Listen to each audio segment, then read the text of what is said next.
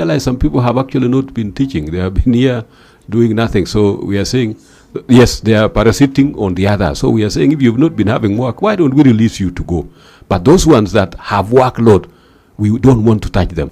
We see request for support for the recurrent expenditure. Number 2, Chair, is the pending bills, which currently stands at 10 billion shillings, Chair. Mainly payroll-related, Chair. That you have a deficit of 8.8 billion and liabilities exceeding the current assets by 8.6 billion. Yeah. That technically you are insolvent.